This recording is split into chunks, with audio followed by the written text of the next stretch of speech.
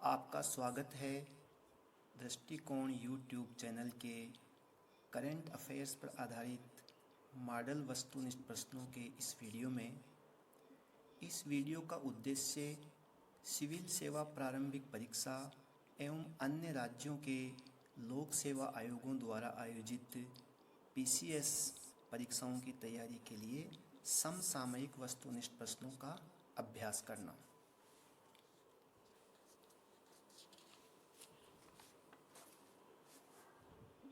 पहला प्रश्न है, हाल ही में कुवैत की नेशनल असेंबली द्वारा मंजूर किए गए एक्सपेट प्रवासी कोटा बिल के संदर्भ में निम्नलिखित कथनों में से कौन सा एक असत्य है। इस प्रश्न के विकल्प इस प्रकार हैं। ए, यह एक संवैधानिक बिल है। बी, यह बिल कुवैत में प्रवासियों की संख्या को सीमित करने से संबंधित है। सी, प्रवासियों की संख्या में प्रति वर्ष लगभग 5% की कमी की जाएगी। डी, भारतीयों की कुवैत में आबादी 10% से अधिक नहीं होनी चाहिए। इस प्रश्न का सही विकल्प है डी। अब इस प्रश्न की व्याख्या एवं विश्लेषण करते हैं। जुलाई माह के प्रारंभ में कुवैत की नेशनल असेंबली की कानूनी और विधायी समिति ने ड्राफ्ट एक्सपेट प्रवासी कोटा बिल को मंजूरी दी है। यह कुवैत में प्रवासियों की संख्या को सीमित करने से संबंधित है। यह एक संवैधानिक बिल है, अतः इसे संबंधित समिति को स्थानांतरित किया जाएगा ताकि एक व्यापक योजना बनाई जाए। एक्सपेट बिल के प्रमुख प्रावधान। भारतीयों की कुवैत में आबादी 15% से अधिक नहीं होनी चाहिए।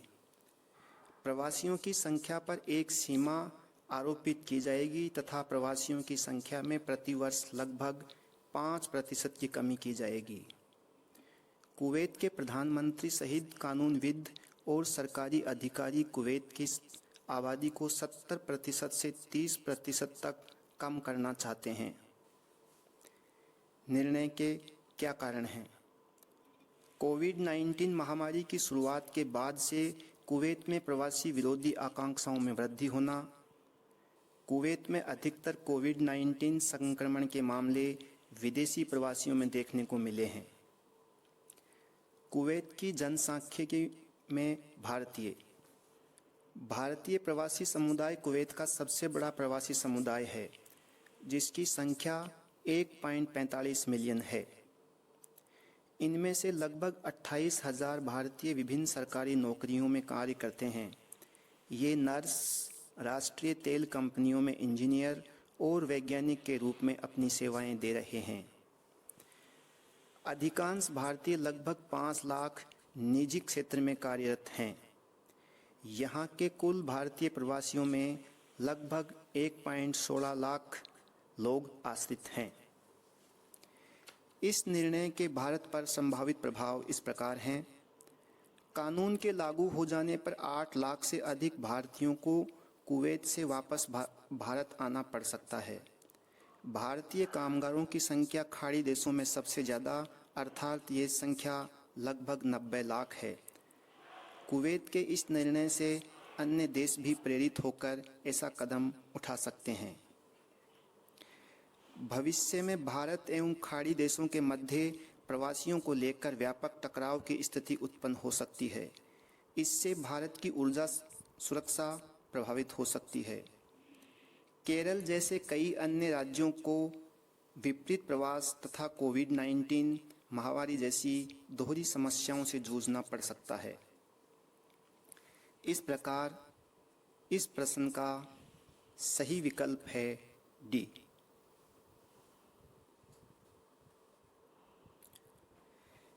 दूसरा प्रश्न है, हाल ही में उपभोक्ता संरक्षण अधिनियम 2019 को अधिसूचना जारी कर नए कानून के रूप में लागू कर दिया गया है। इस नए कानून ने निम्नलिखित में से किस अधिनियम की जगह ली है? इस प्रश्न के विकल्प हैं ए. उपभोक्ता संरक्षण अधिनियम 1986, बी.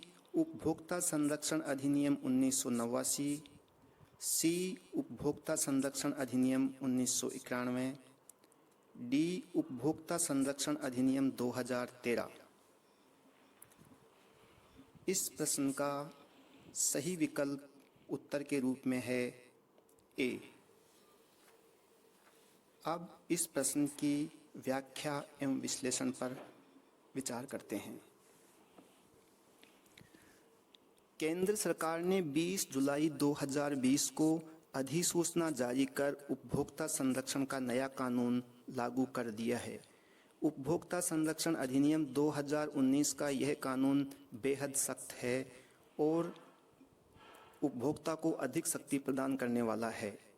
नए कानून उपभोक्ता संरक्षण अधिनियम 2019 ने उपभोक्ता संरक्षण अधिनियम 1986 की जगह ली है।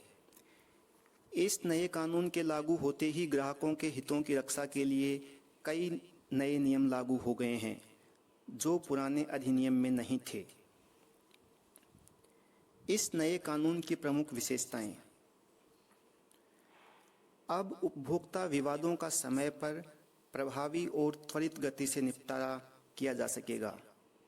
नए कानून के तहत उपभोक्ता अदालतों के साथ साथ एक केंद्रीय उपभोक्ता संरक्षण प्राधिकरण अर्थात सेंट्रल कंज्यूमर प्रोटेक्शन अथॉरिटी बनाया गया है। इसके गठन से उपभोक्ताओं को त्वरित न्याय प्राप्त करने में मदद मिलेगी। अब नकली, जाली या मिलावटी सामान बेचने पर अब दुकानदार को 6 महीने से लेकर आजीवन कारावास तक की सज़ा हो सकती है और उपभोक्ता को 1 लाख रुपए से लेकर 5 लाख रुपए तक का मुआवजा मिल सकता है। सामान्य मामले में उपभोक्ता को 1 लाख रुपए तक का मुआवजा मिल सकता है।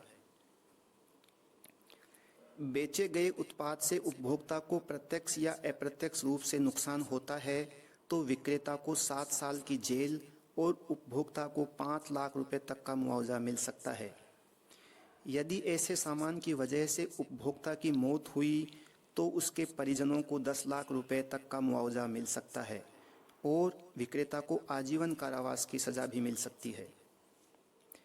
नए कानून में उपभोक्ताओं को भ्रामक विज्ञापन जारी करने पर भी कार्रवाई की जाएगी। नए कानून में ऑनलाइन और टेली शॉपिंग कंपनियों को पहली बार शामिल किया गया है। खाने पीने की चीज़ों में मिलावट होने पर कंपनियों पर जुर्माना और जेल का प्रावधान भी इसमें किया गया है।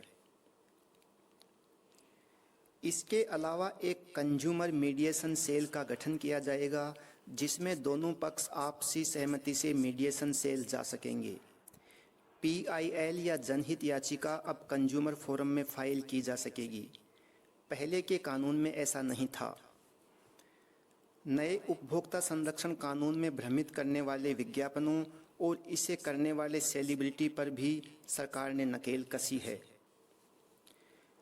उपभोक्ता आयोग के आर्थिक क्षेत्राधिकार को भी इस अधिनियम में बढ़ा दिया गया है। कंज्यूमर फोरम जिला आयोग अब 1 करोड़ रुपए तक की सुनवाई कर सकता है।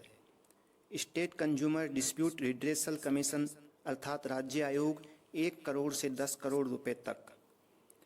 नेशनल कंज्यूमर डिस्प्यूट रिड्रेसल अर्थात राष्ट्रीय आयोग 10 करोड़ रुपए से अधिक के मामलों तक की सुनवाई कर सकता है। अब कहीं भी हो सकेगा मामला दर्ज। इस नए कानून में उपभोक्ता देश के किसी भी कंज्यूमर कोर्ट में मामला दर्ज करा सकेगा, भले ही उसने सामान कहीं और से ही क्यों न लिया हो। इस प्रकार इस प्रश्न का सही विकल्प उत्तर के रूप में ए है।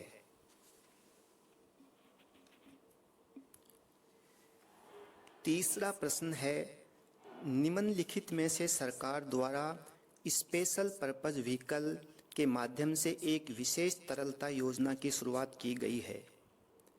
विकल्प है ए, गैर बैंकिंग वित्तीय कंपनियों अर्थात NBFCs और हाउसिंग फाइनेंस कंपनियों अर्थात HFCS के लिए। विकल्प बी, निजी क्षेत्र के बैंकों और सहकारी बैंकों के लिए। विकल्प सी, सहकारी और क्षेत्रीय ग्रामीण बैंकों के लिए। डी, केवल सार्वजनिक क्षेत्र के बैंकों के लिए। इस प्रश्न का सही जवाब है ए। अब इस प्रश्न की व्याख्या और विश्लेषण देखते हैं।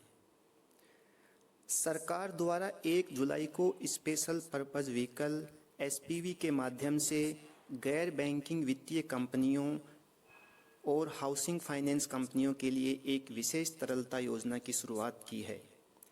इसके माध्यम से एनबीएफसीज और एचएफसीज तथा म्यूचुअल फंड में चल रही तरलता की कमी को दूर किया जा सकेगा। तरलता की कमी दूर होने पर निवेशकों का बाजार की तरफ रुझान बढ़ेगा। इसके तहत पात्र नॉन बैंकिंग लेंडर्स को एसपीवी के जरिए लघु अवधि की लिक्विडिटी उपलब्ध कराई जाएगी। इस एसपीवी का गठन भारतीय स्टेट बैंक की सहायक कंपनी भारतीय state bank capital markets limited SBI Kaif ने एसएलएस ट्रस्ट नाम से किया है।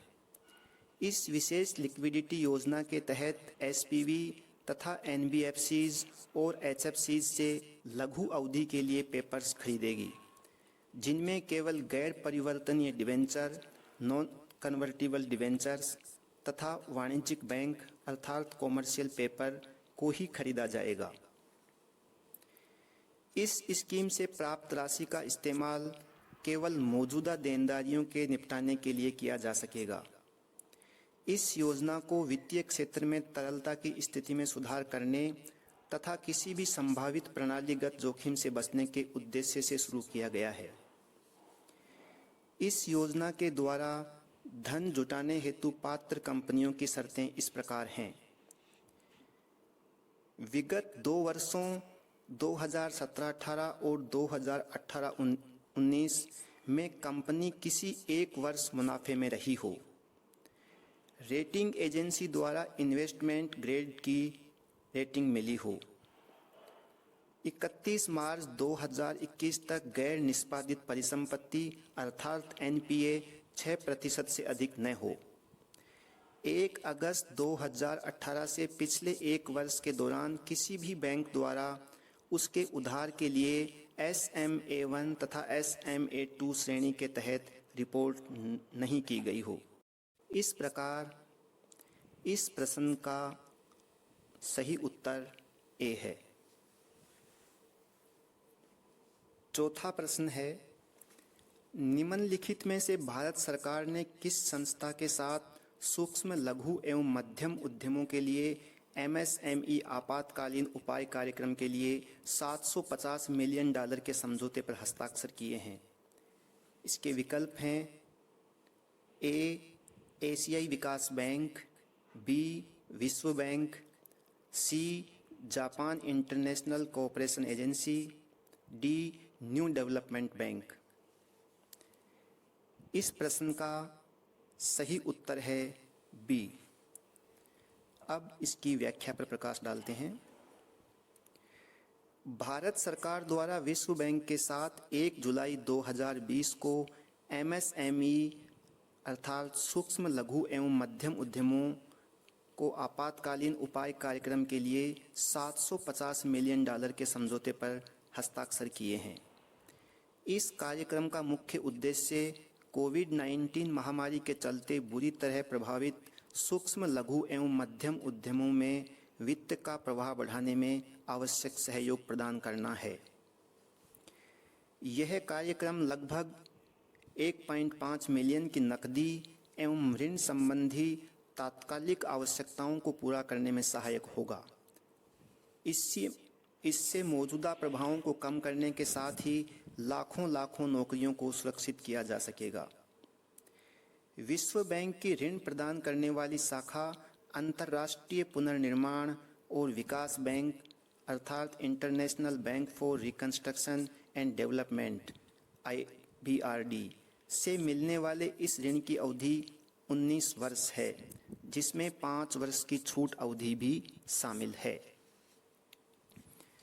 विश्व बैंक समूह अपनी अंतर्राष्ट्रीय वित्त निगम शाखा के माध्यम से यह राशि उपलब्ध कराएगा। विश्व बैंक समूह अपनी अंतर्राष्ट्रीय वित्त निगम शाखा के माध्यम से एमएसएमई क्षेत्र में तरलता बनाए रखने के लिए भारत सरकार को सहयोग करेगा।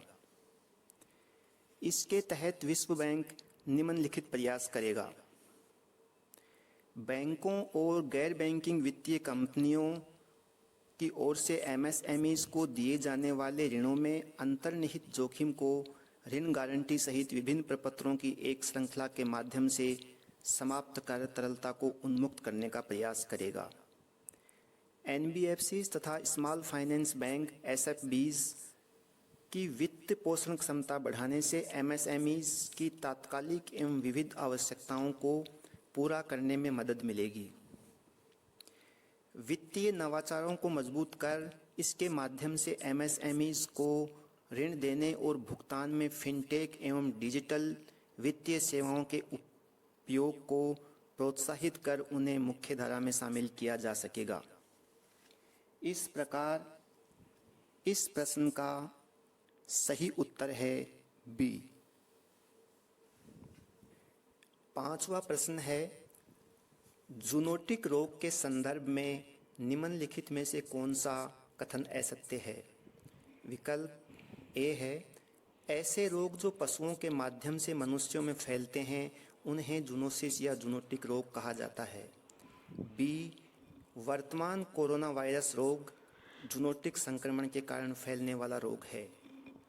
सी, इबोला जूनोटिक संक्रमण के कारण फैलने वाला रोग नहीं है। डी, पशु प्रोटीन की बढ़ती मांग जूनोटिक रोगों में वृद्धि का एक कारक है। इस प्रश्न का सही उत्तर है सी। अब इस प्रश्न की व्याख्या पर प्रकाश डालते हैं। विश्व जूनोसिस दिवस 6 जुलाई 2020 को संयुक्त राष्ट्र पर्यावरण कार्यक्रम तथा अंतर्राष्ट्रीय पशुधन अनुसंधान संस्थान द्वारा कोविड-19 महामारी के संदर्भ में preventing the next pandemic zoonotic disease and how to break the chain of transmission नामक रिपोर्ट प्रकाशित की गई है। रिपोर्ट के प्रमुख बिंदु इस प्रकार हैं। मनुष्यों में होने वाली जूनोटिक बीमारियों की प्रकृति एवं प्रभाव पर इसमें चर्चा की गई है। फ्रांसीसी जीव विज्ञानी लुई पास्चर द्वारा 6 जुलाई 1885 को सफलतापूर्वक जूनोटिक बीमारी रेबीज के खिलाफ पहला टीका विकसित किया गया था। मनुष्यों में 60% ज्ञात जूनोटिक रोग हैं तथा 70% जूनोटिक रोग ऐसे हैं जो अभी ज्ञात नहीं हैं।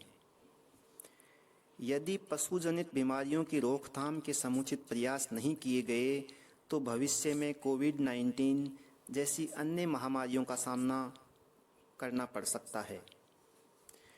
जूनोटिक रोग क्या हैं? ऐसे रोग जो पशुओं के माध्यम से मनुष्यों में फैलते हैं। जूनोटिक संक्रमण प्रकृति या मनुष्यों में जानवरों के अलावा बैक्टीरिया, वायरस या परजीवी के माध्यम से फैलता है। HIV AIDS, Ebola, malaria, rabies तथा वर्तमान कोरोना वायरस जूनोटिक संक्रमण के कारण फैलने वाले रोग हैं।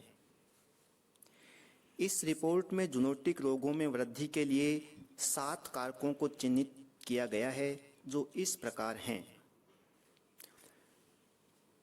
पशु प्रोटीन की बढ़ती मांग, गहन और अस्थिर खेती में वृद्धि, वन्य जीवों का बढ़ता उपयोग और शोषण, प्राकृतिक संसाधनों का निरंतर उपयोग, यात्रा और परिवहन, खाद्य आपूर्ति श्रृंखलाओं में बदलाव, जलवायु परिवर्तन संकट। अब जानते हैं क्या है अंतर्राष्ट्रीय पशुधन अनुसंधान संस्थान ILRI अर्थात international live stock research institute. यह नैरोबी केन्या में स्थित एक अंतर्राष्ट्रीय कृषि अनुसंधान संस्थान है जिसकी स्थापना 1994 में की गई। यह विश्व में खाद्य सुरक्षा और गरीबी उन्मूलन में पशुधन की भूमिका के संदर्भ में वैश्विक स्तर पर भागीदारों के साथ मिलकर कार्य करता है। इस प्रकार इस प्रश्न का सही उत्तर है सी।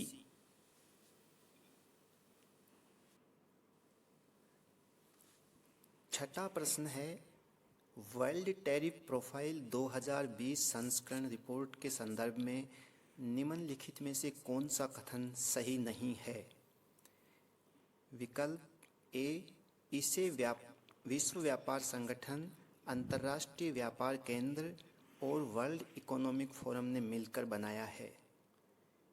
विकल्प बी, यह विश्व व्यापार संगठन के सदस्यों और अन्य अर्थव्यवस्थाओं द्वारा लगाए गए टैरिफ और नॉन टैरिफ पर व्यापक जानकारी देता है।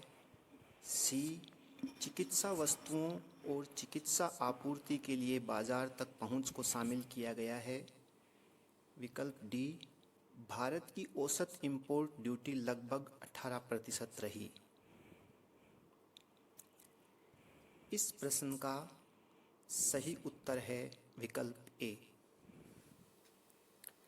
अब इस प्रश्न की व्याख्या पर प्रकाश डालते हैं। वर्ल्ड टैरिफ प्रोफाइल का 2020 संस्करण हाल ही में जारी हुआ है।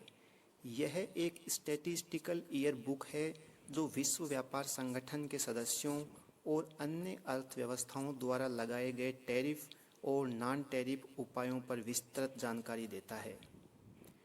इस रिपोर्ट को विश्व व्यापार संगठन अर्थात WTO, अंतर्राष्ट्रीय व्यापार केंद्र ITC और संयुक्त राष्ट्र conference on trade and development अर्थात अंकटाड ने मिलकर बनाया है।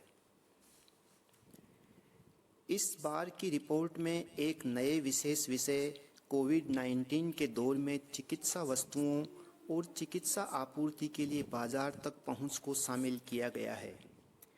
रिपोर्ट के अनुसार WTO के सदस्यों द्वारा सभी चिकित्सा उत्पादों पर औसत टैरिफ 4.8% लगाया गया है। इसमें व्यक्तिगत सुरक्षात्मक उत्पादों अर्थात पर्सनल प्रोटेक्टिव प्रोडक्ट्स पर सबसे ज़्यादा औसतन टैरिफ 11.5% लगाया गया है। विश्व टैरिफ प्रोफाइल 2020 में 164 WTO सदस्यों के साथ अन्य देश और सीमा शुल्क क्षेत्र के लिए मुख्य टैरिफ मापदंडों का संकलन किया गया है। भारत की औसत इंपोर्ट ड्यूटी 17.6%, जबकि भारत में 2% ड्यूटी फ्री आयात भी किया गया। इस प्रकार इस प्रश्न का सही उत्तर विकल्प ए है।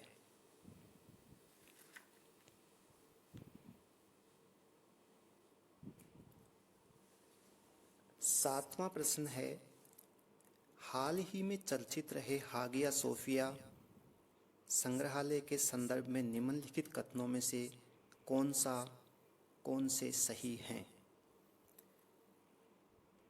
एक, इस्तांबुल स्थित इस ऐतिहासिक संग्रहालय को मस्जिद में बदलने का आदेश पारित किया गया है।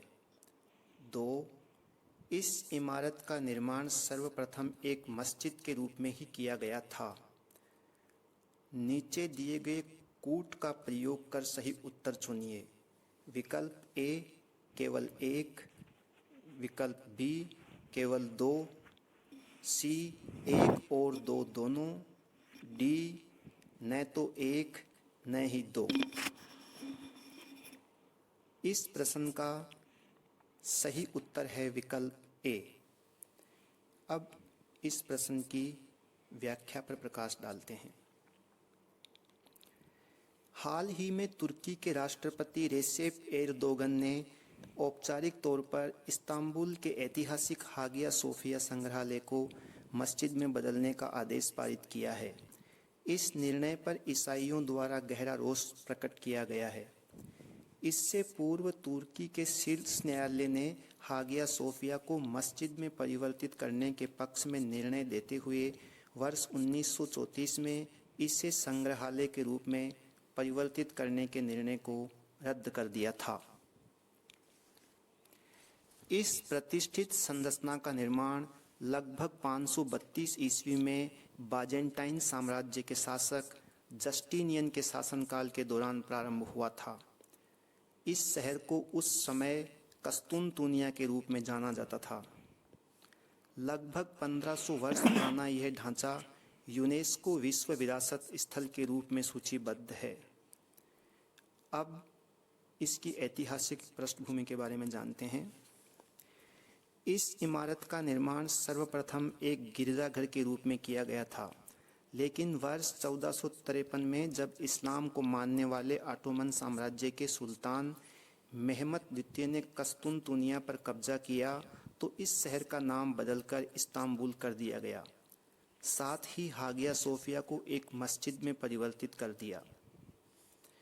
वर्ष 1934 में आधुनिक तुर्की गणराज्य के संस्थापक मुस्तफ़ा कमाल अतातुर्क ने तुर्की को अधिक धर्मनिरपेक्ष देश बनाने के प्रयासों के तहत इस मस्जिद को एक संग्रहालय में परिवर्तित कर दिया, लेकिन तुर्की के राष्ट्रवादी समूह पिछले कई वर्षों से इसे मस्जिद में परिवर्तित करने की मांग कर रहे थे।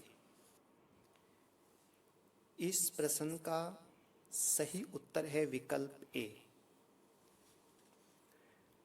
8वां प्रश्न है, चावल की बुआई के लिए पारंपरिक रोपण पद्धति के स्थान पर चावल के प्रत्यक्ष बीजारोपण पद्धति का व्यापक पैमाने पर प्रयोग किया जा रहा है। प्रत्यक्ष बीजारोपण पद्धति से संबंधित निम्नलिखित में से कौन सा कथन असत्य है? विकल्प ए, इसका व्यापक प्रयोग पंजाब एवं हरियाणा राज्यों में हुआ है। इस पद्धति में धान की नर्सरी तैयार की जाती है। सी, धान की बुआई से पूर्व एक बार सिंचाई की आवश्यकता होती है। इस पद्धति में धान का बीजारोपण अप्रैल मई माह में किया जाता है। इस प्रश्न का सही उत्तर है विकल्प बी। इस प्रश्न की व्याख्या इस प्रकार है।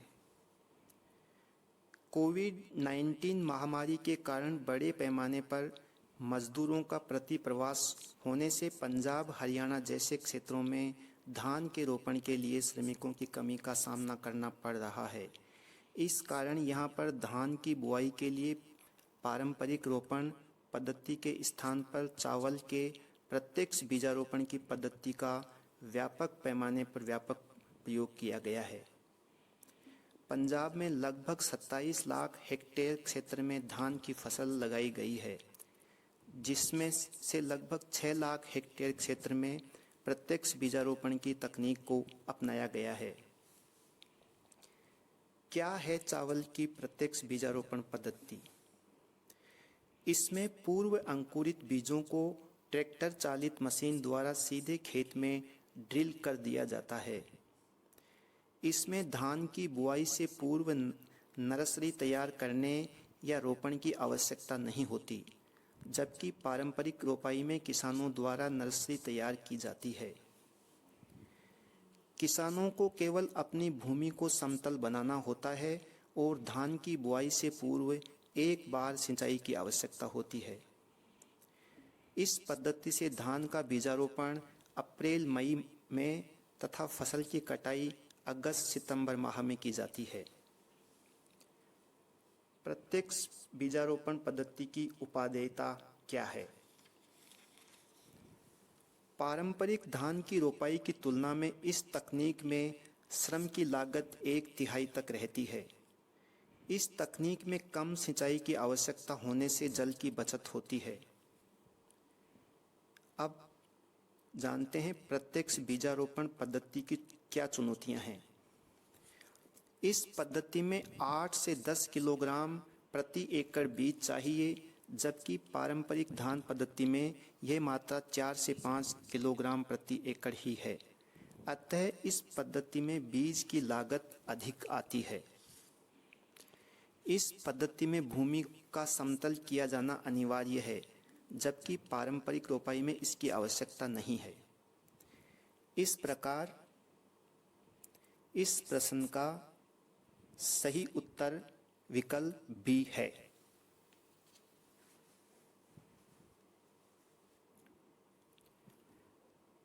प्रश्न 9,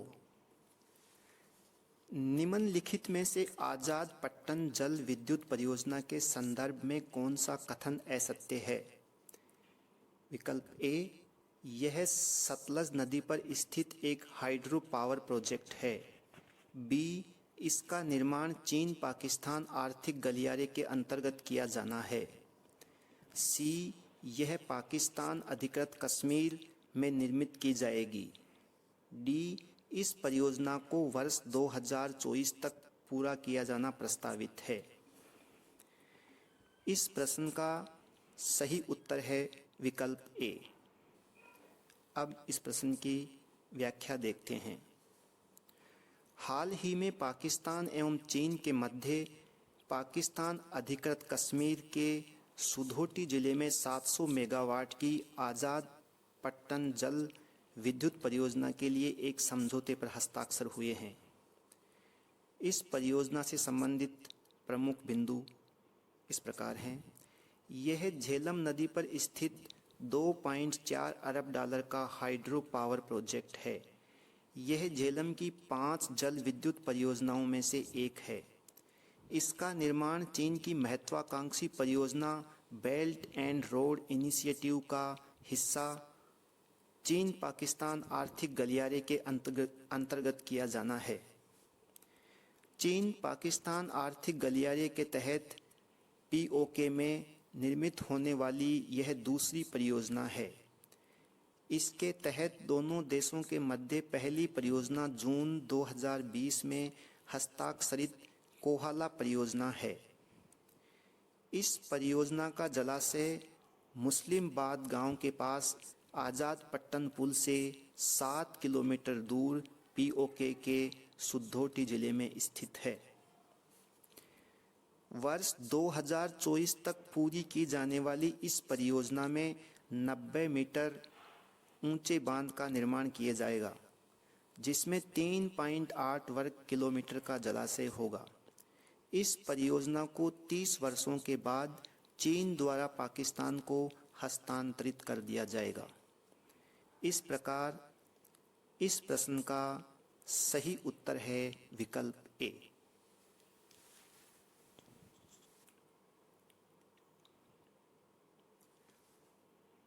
10वां प्रश्न है, निम्नलिखित में से किसे एशियाई विकास बैंक अर्थात एडीबी का उपाध्यक्ष बनाने की घोषणा की गई है? इसके विकल्प हैं ए, उर्जित पटेल, बी, अशोक लवासा, सी, बीपी कानूनगो, डी, अजय भूषण पांडे।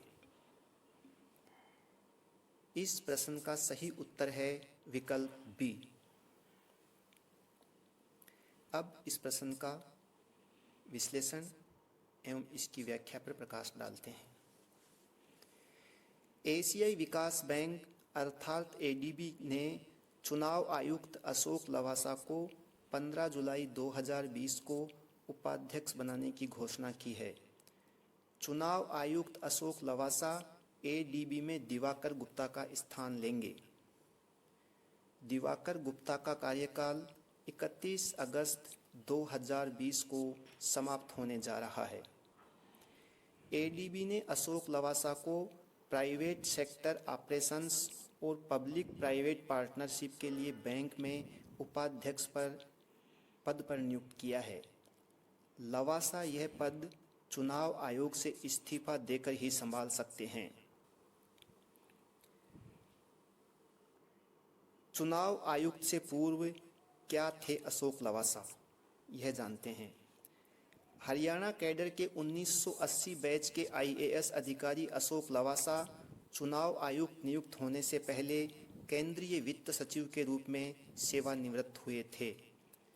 लवासा ने पेरिस समझौते के लिए जलवायु परिवर्तन वार्ता में भारतीय प्रतिनिधिमंडल का नेतृत्व किया और भारत के राष्ट्रीय रूप से निर्धारित योगदानों को अंतिम रूप देने में अहम भूमिका निभाई, जिसमें निजी क्षेत्र को एक प्रमुख भूमिका में शामिल किया गया था। कार्यकाल के बीच में आयोग छोड़ने वाले दूसरे चुनाव आयुक्त।